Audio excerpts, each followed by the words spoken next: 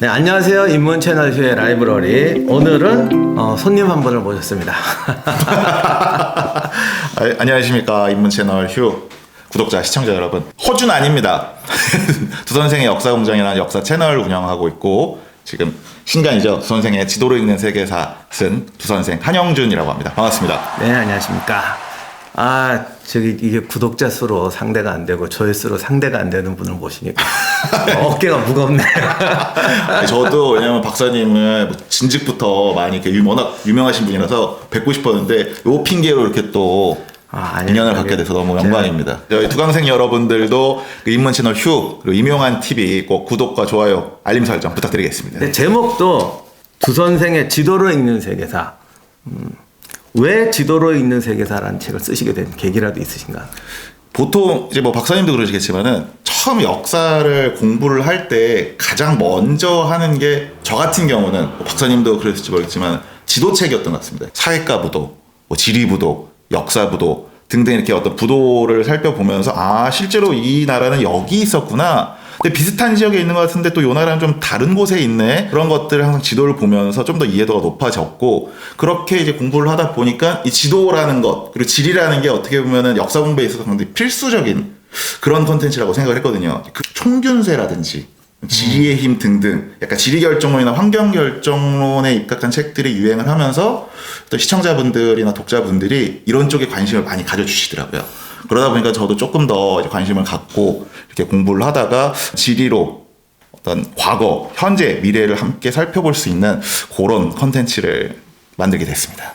이제 발상이 정말 좋으신 것 같아요. 왜냐하면 결국 인간은 환경 속에 사는 거잖아요. 맞습니다. 사막의 유목민이 왜 유목으로 사느냐? 사막에 사니까 그런 거지. 스텝 지역에 사니까. 모든 역사에서 지리라는 건 정말 중요하고 모든 것의 이해의 출발점이기 때문에 일단 이게 그려져 있으면 글이 이해가 되는데 사실 이거 없이 읽어가지고 이해 못하는 경우가 굉장히 많습니다.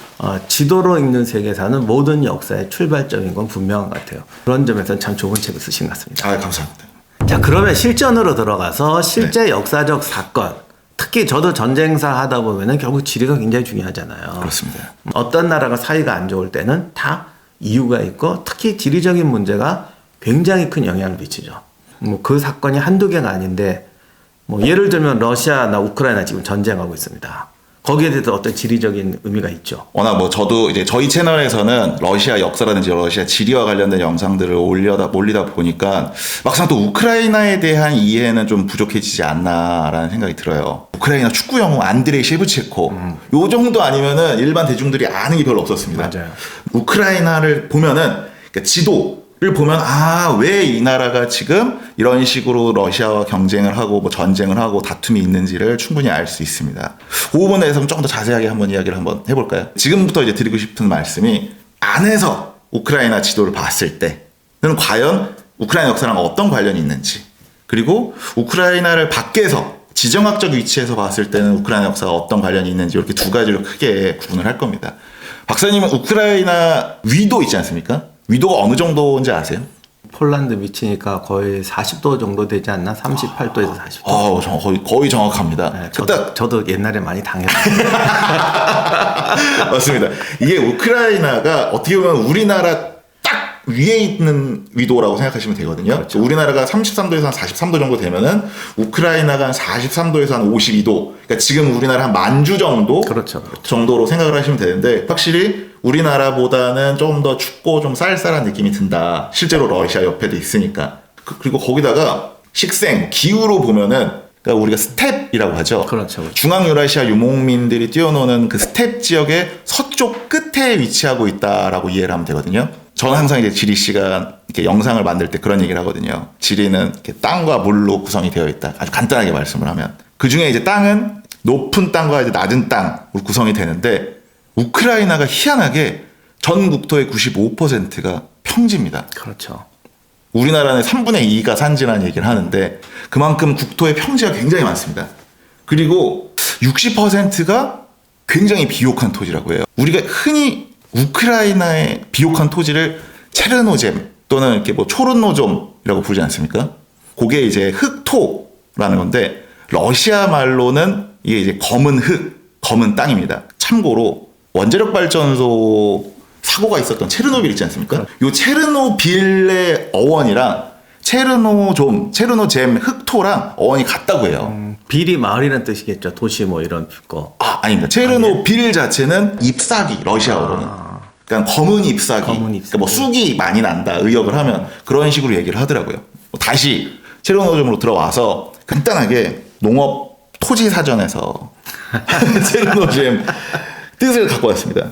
습윤, 온난 또는 한랭한 곳에서 미생물의 활동으로 식물이 썩어 형성된 두터운 부식층을 가진 비옥한 토양. 식물들이 썩어서 생긴 비옥한 토양을 이제 체르노좀이라고 하더라고요. 그래서 이게 부식이 되면 당연히 이게 검은 그렇죠. 밀농사가 굉장히 잘 돼서 이 흑토지대를 뭐 흑의 황제다, 토양의 왕이다 라는 식으로 얘기를 하는데, 이 흑토, 전 세계에 있는 흑토의 많이 보면은 절반 아니면은 뭐 3분의 1 가까이가 이 우크라이나에 있다고 해요. 엄청나죠, 진짜로. 네. 그만큼 우크라이나가 어떤 밀 생산, 곡식 생산에 있어서는 제가 알기로는 세계 5대 밀 수출국. 그럴 겁니다, 아마. 네. 참고로 세계 1대 밀 수출국이 러시아입니다.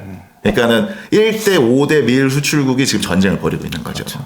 그만큼 이 우크라이나가 단순히 그 동유럽 떠나서 유럽 아니면 전 세계적인 곡창지대다, 그런 걸 알 수가 있고요. 그리고 이제 물 쪽으로 한번 넘어가 보면은 우크라이나의 젖줄이라고 부르는 곳이 드니프로강이 유럽에서 4번째로 긴 강이라고 해요. 그리고 러시아 권역에서는 2번째, 볼가강 다음으로 긴 강.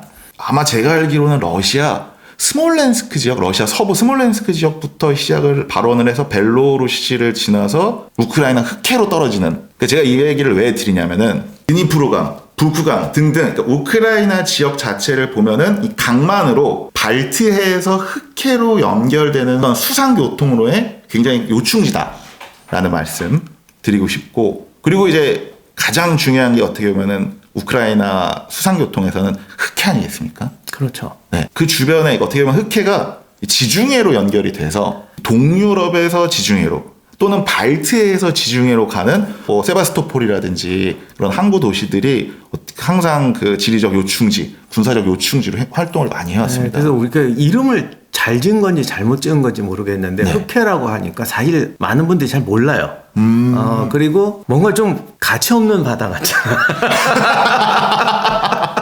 맞습니다. 그래 잘 흑해가 세계사적으로 그러니까 굉장히 가치 있는 바다예요. 엄청 중요한 바다입니다, 이게. 그렇기 때문에 사실 이번에 우크라이나 전쟁도 그렇고 우크라이나 기나긴 역사에서 우크라이나의 어떤 특성을 만들어내는데 굉장히 중요한 역할을 하는 게 흑해예요. 근데 그런 부분이 이제 우리가 약한 거죠. 지도만 봐서는 모르는 거지. 거기에 깔려있는 역사를 봐야 되고, 그 역사가 바다와 강 등등.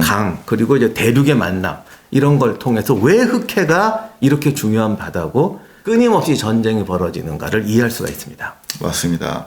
흑해가 거의, 그러니까는 제가 알기로는 고대 그리스 시절부터 식민도시가 건설이 됐었고, 이게 흑해라는 이름 자체도 오스만 제국이 흑해 지역을 점령을 하면서 만들어진 이름이라고 해요. 그 지역이 쓸모없는 바다라서 흑해가 아니라, 그렇죠. 어떻게 보면은 그 지역 자체에 가끔씩 태풍이나 폭풍이나 짙은 안개가 많이 끼다 보니까 항해가 좀 어렵다라는 의미에서 흑해, 까만 바다, 블랙시라는 이름이 붙여졌는데, 실제로는 굉장히 경쟁의 바다랄까? 그렇죠. 지금 그게 아마 내가 알기로는 세계에서 보물선이 제일 많이 깔아있는 바다일 거죠. 저도 그 얘기를 어디서 들어본 적이 있습니다. 거기는 왜 그러냐면 수심이 너무 깊어가지고 네. 아래쪽에 산소가 없어요. 그래서 거기 목재들도 고스란히 보관이 되어 있는데 나무도 그대로 있어요. 수천 년 된 나무가 그대로 있어요. 근데 방금 말씀하신 것처럼 은근히 그게 풍랑도 심하고, 네. 그런데 이게 무역은 또 굉장히 많이 하는 바다거든요. 그쵸. 그러니까 수많은 배들이 건너가면서 깔아앉았어요. 고대 그리스 그 이전부터. 그래서 만약에 그걸 건지면 쉽게 말하면 그리스의 무역선이 그냥 올라오는데, 지금은 그 안에 들어있는 보물도 보물이지만 배 이런 게 통으로 올라온다는 게. 그럼 이제 우크라이나 이 지리가 지도랑 그러니까 역사와 어떻게 관련이 있는지 한번 간단하게 얘기를 하자면, 지금은 이제 우크라이나의 수도 이 키이우의 유래가 우리로 치면 뭐 백제의 비류와 온조처럼 4명의 남매가 있었다고 해요. 그 남매 중에 첫째 마지의 이름이 키이였대요. 그래서 그 키이가 소유한 땅, 그 키이의 성이라는 뜻에서 키예프, 러시아어로, 그리고 우크라이나어로 키이우가 되는데, 그만큼 이 동슬라브족, 그러니까 우리가 흔히 말해서 러시아, 벨라루스, 그리고 우크라이나로 묶이는 이 동슬라브족에게는 어떻게 보면 맞이 역할을 해온 게 키예프, 키이우다. 그렇게 제가 말씀을 드리고 싶거든요. 아, 저도 그 얘기는 처음 들었어요. 그 뭐 다시 뭐 키예프 얘기를 잠깐 하자면, 키예프 자체가 한 9세기 무렵에는 키예프 공국, 대공국이 세워지면서, 그래서 지금까지도 키예프, 뭐 키이우 공국을 가지고 우크라이나와 러시아는 자기들이 적자다라는 역사 논란이 있다고 하더라고요. 그만큼 어떻게 보면 우크라이나 지역 자체가 루시인들이라고 하죠. 루스인들에게는 어떻게 보면 고향과 같은 곳이 이 우크라이나 지역이다. 고전은 안에서 보는 우크라이나 역사는 그 정도로 한번 보도록 하겠습니다. 그러니까 안에서 우크라이나 지리를 봤다면 이번에는 밖에서 우크라이나의 위치를 한번 볼 텐데, 우크라이나의 국경 인접국들입니다. 서쪽에는 폴란드, 헝가리, 슬로바키아가 있고요. 근데 이게 대표적으로 폴란드 하면은 근세 동유럽의 강자였던 폴란드, 리투아니아 동군연합 아니면 연방이지 않습니까? 헝가리 같은 경우도 근세 시대에 뭐 헝가리 왕국이라든지 오스트리아 헝가리 제국이 있었던 곳이 서쪽에 항상 우크라이나에 있었고요. 그렇죠. 특히 이게 기병들이 세가지고 그렇죠. 많이 털고 다녔죠. 윙드흡사라든지 등등. 북쪽에는 뭐 누구나 다 아시는 것처럼 러시아가 있습니다. 모스크바 대공국 때도 강국이었지만 표트르 대제 이후 전 유럽의 강자로 이제 떠오른 나라가 항상 이 북쪽에 위치를 했고, 그리고 흑해를 사이에 두고 있는 나라들이 우크라이나의 각지에 있다는 거. 그래서 지정학적인 의미로 우크라이나를 지켜보면은 스텝 지역의 서쪽 끝에 있다 보니 중앙 유라시아에서 뛰어놀던 유목민족들이 유럽을 갈 때 반드시 거쳐가는 길목이 우크라이나. 그래요. 그러다 보니까 많이 침략하거나 또는 지배를 했던 곳이 바로 우크라이나다. 그렇게 말씀 좀 드리고 싶습니다. 그래서 이분들이 뭔가 자기 나라를 만들어서 우리도 우리 것을 가지고 행복하게 살고 싶다라는 강렬한 의식이 굉장히 강한 거예요. 그러니까 우리가 지리와 역사를 같이 봐야 된다는 게, 우린 너무 쉽게 생각하거든. 수천 년 동안 저 나라 밑에 있었으니까 받아들고 살겠지라고 생각하기 쉬운데, 사람은 환경에 따라서 그렇게 살았기 때문에 아무 생각 없이 나는 이 나라 사람이라고 동화되는 나라가 있고, 그렇죠. 그렇게 살았기 때문에 오히려 더더욱이 우리는 언제고 독립해야겠다 이런 생각을 하는 나라가 있는데, 이게 사실 지리하고 굉장히 밀접한 영향이 있죠. 심한 사람들은 그렇게 하잖아. 니네들이 언제부터 러시아랑 다른 나라인데. 맞습니다.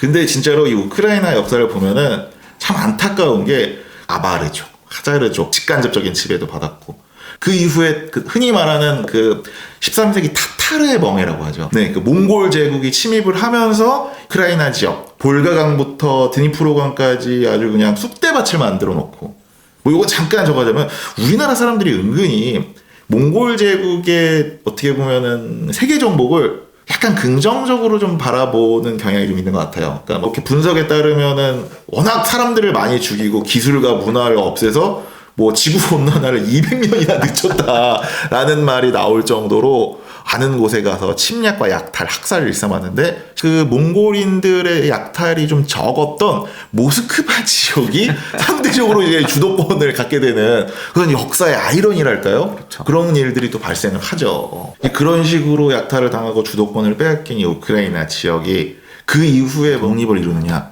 그게 또 아니더라고요. 이렇게 보면은 그 이후에 뭐 갈리치아, 뭐 보리니아 공국이라든지 루테니아 왕국 등등 뭐 작은 나라들이 서쪽, 서부 지방에서 뭐 명멸하긴 하는데 항상 이렇게 외세의 간섭을 많이 받거나 이렇게 짧게 가는데, 그 이후에 꾸준하게 뭐 리투아니아 대공국이라든지 특히 이제 폴란드 왕국의 지배를 많이 받게 되면서 되게 뭐 약탈과 침략을 많이 받습니다. 근데 제가 여기서 간단하게 말씀드리고 싶은 게, 이 폴란드의 지배, 그러니까 어떻게 보면 우크라이나 민족적 정체성의 출발이 아닌가라는 생각이 들어요. 왜냐하면 어떻게 보면 인접한 벨로루시랑 우크라이나를 비교해봤을 때, 벨로루시 같은 경우는 주로 리투아니아 대공국의 영향, 지배를 받습니다. 근데 리투아니아 자체가 인구가 그렇게 많지도 않고 상대적으로 유럽에서 가장 늦게 로마 가톨릭을 수용한 국가라서 그렇게 종교적으로 동방정교회를 믿는 동슬라브족을 탄압하지는 않습니다. 그리고 우리가 흔히 말해서 이제 발트계나 이 슬라브계랑 뭐 사촌뻘이라고 하지 않습니까? 뭐 언어적으로, 문화적으로, 인종적으로 비슷하다 보니 나중에 리투아니아 대공국의 공식 언어가 고대 중세 벨로루스어가 될 만큼 두 나라 사이에서는 활발한 교류 등이 이루어지는데, 이 우크라이나를 지배했던 폴란드 같은 경우는요, 뭐 대표적으로 굉장히 로마 가톨릭이 신실한 나라 중에 하나지 않습니까? 거기다가 좀 보수적인 지주들, 귀족 등이 경제적으로 약탈을 많이 하고 종교적으로 탄압을 많이 합니다. 그러다 보니까 벨라루스와 다르게 이 우크라이나에서는 상대적으로 이 독립에 대한 열망, 종교적 자유에 대한 열망이 많이 꼽히게 되죠. 이런 것들을 다 알고 가면 여행을 가거나 복장을 보거나 도시를 봤을 때도 참 많은 쏠쏠한 재미를 느낄 수가 있어요. 그 폴란드, 헝가리 귀족들 옷이나 장신구 보면 어떤 느낌이 드냐면 폼 잡는 느낌이 딱 들어요. 그렇죠. 그게 방금 말씀하신 이런 구조랑 관련이 있어요. 어떤 분들은 또 그런 거 보면 야, 저 사람들 참 소박하구나 라고 얘기하는데 사실 소박한 건 아니지.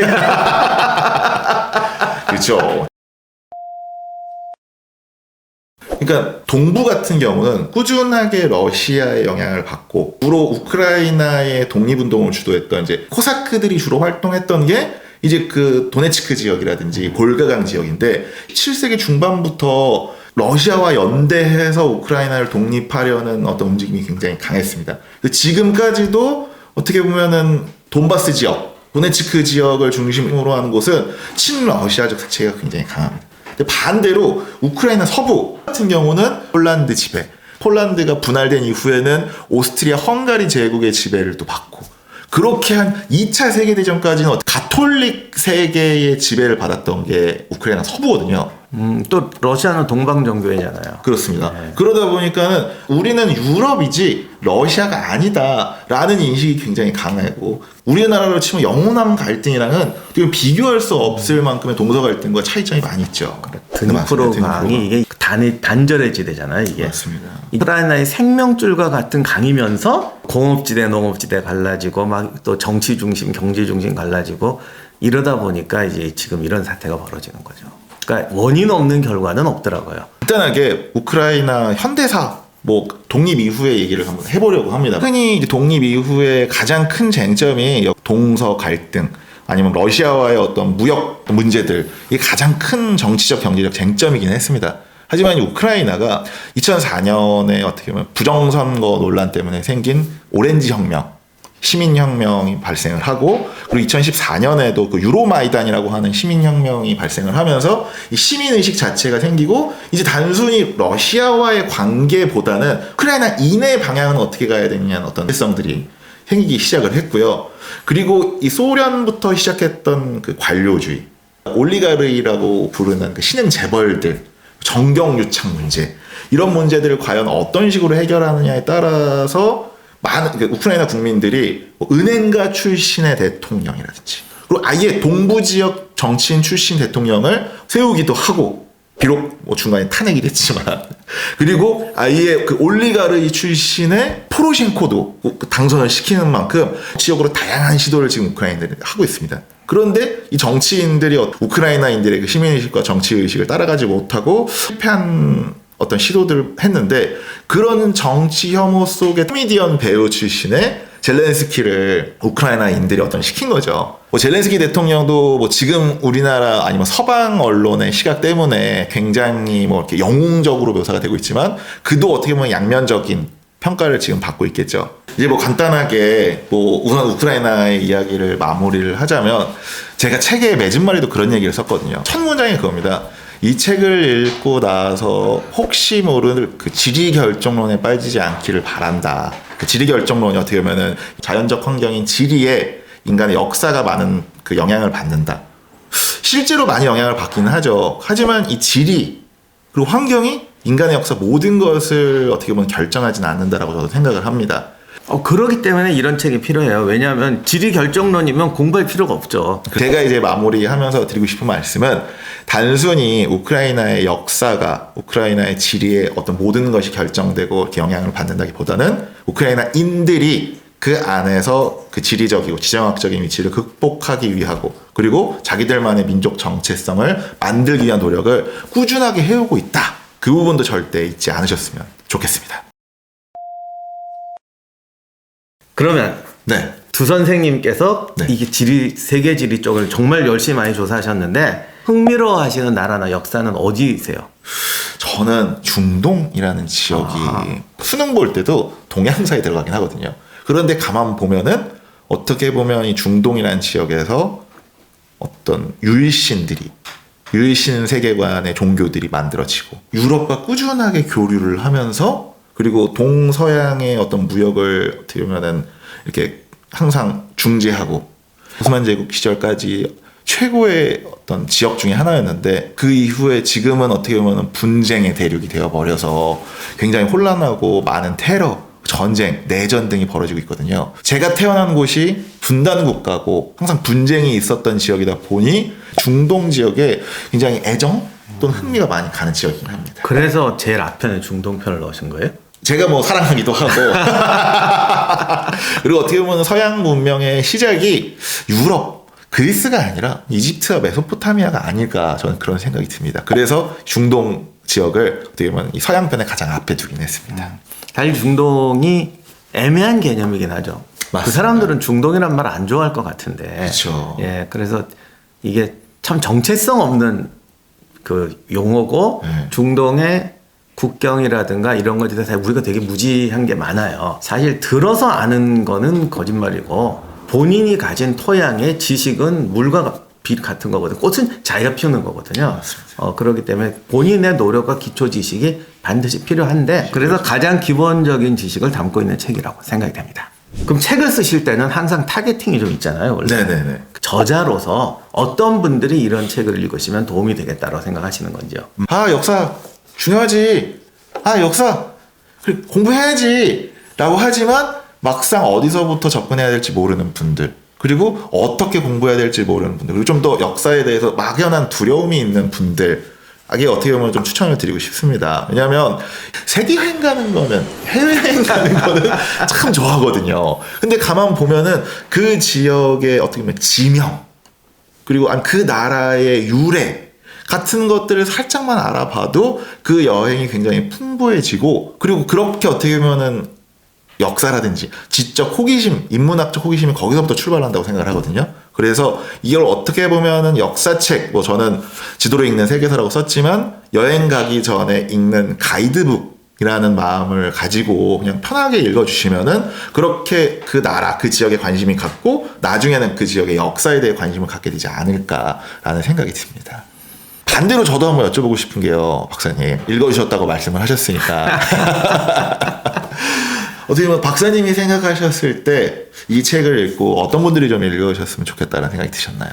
저는 좀 다르게 접근해서 네. 우리는 항상 좀 고객 마인드가 좀 적어가지고 어떤 분들이 읽느냐 이런 생각보다는 네. 어떻게 읽으면 좋겠느냐라는 생각을 좀 많이 하는데 의문이 헌답이네요. 네, 아니요.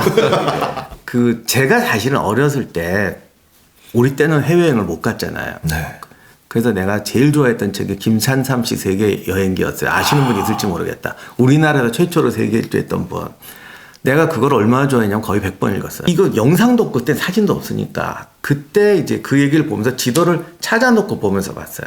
내가 이게 자랑이 아니고 그 다음에 어떤 일이 벌어지냐면 탁 TV를 보면 뭐 이렇게 기차 쭉 지나고 벌판에 나오는 거예요. 그럼 저거 그리스야. 그 애들이 나보고 어떻게 아니? 그게 그 책에 있는 기억과 그 다음에 내가 지도를 봤잖아요. 그런 걸 이렇게 본단 말이야. 산맥이 어떻고. 애들이 그거 보고 내가 무슨 신통력이 있냐고 난리친 적이 있는데 따지고 보면 그게 제가 지금까지도 한국사 하면서 정말 도움이 됐던 것 같아요. 그래서 지도와 역사가 만나서 상상과 통찰을 준다는 거를 사실 전 개인적으로 체험을 했습니다. 그래서 이런 책들이 그런 걸 원하는 분들이 읽으시고 또 어떤 이유로 읽으시든 간에 그런 식으로 발전할 수 있는 하나의 소스가 되었으면 좋겠습니다. 아유 감사합니다. 왜냐면 이 책을 소개하러 가는데 어떻게 보면 더 많은 응원이라든지 어떻게 보면 제가 가야 될 방향까지도 이렇게 말씀해 주신 것 같아서 제가 간단하게 이렇게 간단하게 이명환 박사님이랑 어떻게 보면은 콜라보 방송을 하게 됐는데요. 어떻게 보면 많은 경험이 있으셨을 텐데 저와의 방송 어떠셨습니까? 재밌었어요. 저는 항상 좀 부족한 걸 배워야 되는데 잔소리 많이 들었다니까. 형수님한테. 저 같은 경우도 어떻게 보면은 항상 저희 작업실에서 홈 경기만 치르다가 흔히 뭐 어떻게 보면 원정 경기를 치려고 해서 굉장히 많이 떨렸거든요. 근데 막상 이명환 박사님이 이렇게 너무 친절하게 잘 대해주셔서 저도 앞으로 이런 인연을 통해서 자주 뭐 또 불러주시면은 이명환 박사님 그 어떤 컨텐츠에 나와서 많이 또 응원 네, 드리겠습니다. 고맙습니다. 우리도 진짜 좀 경험의 영역을 확대하고 싶은데 네. 좋은 기회가 된 것 같고 앞으로 또 기회가 있으면 모시고 또 다른 분도 모시고 해서 우리도 좀 고리타분한 영역에서 이제 8부 리그에서 이제 지금까지 이명환 박사님 그리고 두선생 한영준이었습니다.